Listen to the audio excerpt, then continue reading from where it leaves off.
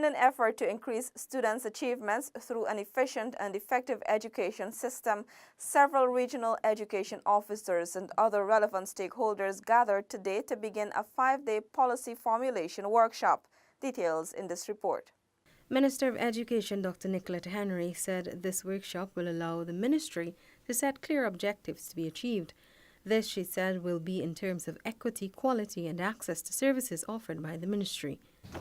This government, your government, is committed to transforming Guyana's education sector over the next decade and beyond.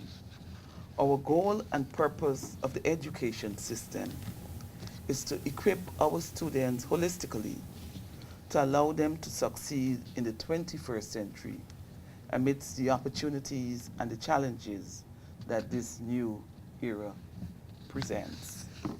According to the Education Minister, this workshop will also help build on the progress of the ministry and its achievements thus far. We have seen some key outcomes coming from the 2014 to the 2018 sector plan, which will remain important outcomes for the sector. We will want to see improvements in the performance of students at all levels, and particularly in those subject areas where the performance would have been less than stellar.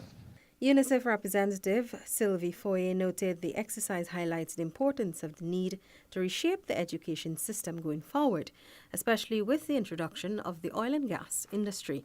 The workshop, which is being hosted at the Hermiston Lodge, is a collaborative effort between the Ministry and UNICEF Education Sector Plan, ESP. Reporting for InfoHub, FELECIA Valenzuela.